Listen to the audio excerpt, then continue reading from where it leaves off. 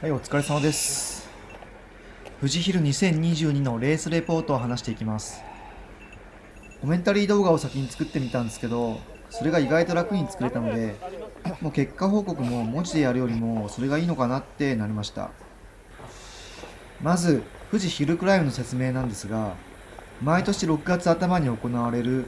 山梨県の富士スバルラインを料金所から5合目まで標高差 1200m、距離 24km を走る自転車レースとなっています。日本国内の自転車レースとしては最大規模となっていて、今年は8000人くらいの選手が出走登録しています。このレースの特徴として一番に挙げられるのが、完走タイムによって記念品のコラムスペーサーの色が変わることで、90分未満でブロンズ、75分未満でシルバー、65分未満でゴールド、60分未満でプラチナとなっています。ブロンズを獲得できる人は全体の 30% ほどと言われていて、日本における平均的なサイクリスト像は、ブロンズ獲得を目指している人と言われています。私はシルバーまで獲得していて、65分未満で獲得できるゴールドを目指して参加しています。これは参加者全体の 1、2% が獲得できると言われていて、超狭き門となっています。去年の私のタイムが67分10秒で獲得できず、そして今年のタイムは67分2秒で、残念ながら今年も未達となってしまいました。細かく結果を見ていくと、私が所属する35歳から39歳の年代別の順位は、前回26位から今回22位に上がっていて、今年は参加者の母数が増えたので、上位 4.6% から 2.5% に上がっています。また、ゴールドの年代別の獲得率は、前回 2.3% だったのに対し、今年は 0.9% まで落ちていました。これは4合目、つまり全体の5分の4を過ぎたあたりからの向かい風が強く、全体のタイムが落ち込んだことによるもので、私もゴールドは未達となっていますが、目指していたコンディションまで自分を高めていくところまではできていたのかなと思います。で、これもうスタートライン超えてます。自転車レースはこうやって集団を作って他人の後ろにつくのが基本戦略となっています。自転車が走るときに路面抵抗とか重力抵抗とかチェーンやスプロケットといった駆動系の抵抗とかいろいろなロスが発生しているんですけど、その中で一番ロスが大きいのが空気抵抗と言われていて、空気抵抗を減らすために前走者を風よけにするのがとても有効となっています。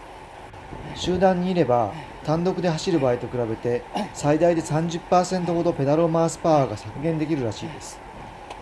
富士ヒルでは毎年ゴールドトレイン、つまり列車ですね。自転車が連結して集団を作ることを列車に例えてそう呼ぶのですが、これに乗り続けられるかがゴールドを獲得できるかどうかに大きく関わってきます。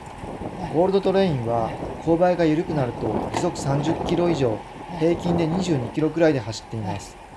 富士スバルラインの平均勾配が 5% くらいなので、鬼のような速度ですね。で、ここが1合目下の駐車場です。この辺りで一度勾配が緩むので、集団のペースが上がります。ここでだいたい全体の5分の1ですかね。去年はこの時点で今年よりも何倍も大きい集団の後ろにいたのですが、ペースが上がった時に後ろの方がついていけず分断されてしまっていました。トレインが長いと先頭が勾配が緩いところで加速した時に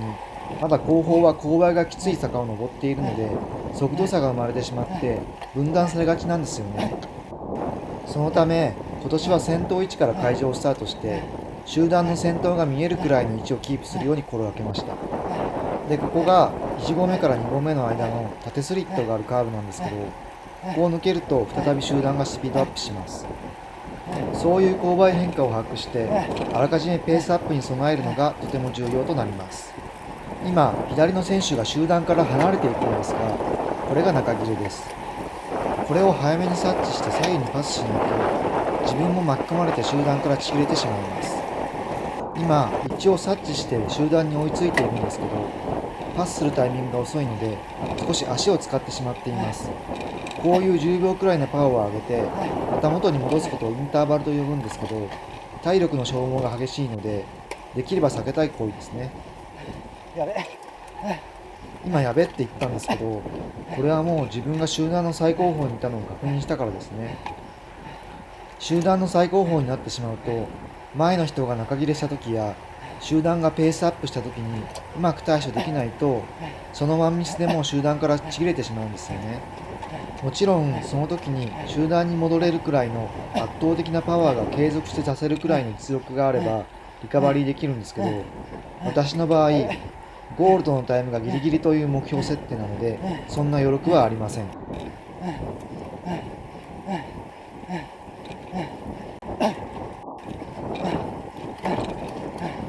最後尾にいるのはやっぱり怖いので、こ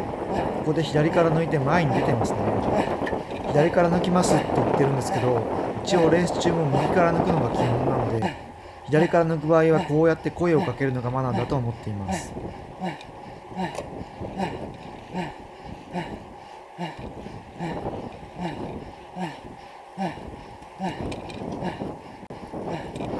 こが3合目の看板が見えるくらいの位置、つまり全体の5分の3くらいなんですが、この辺りで集団からちぎれました。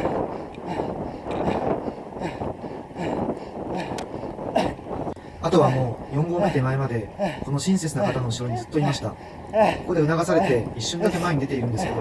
4合目の先で勾配が緩むまで基本的に後ろにいます。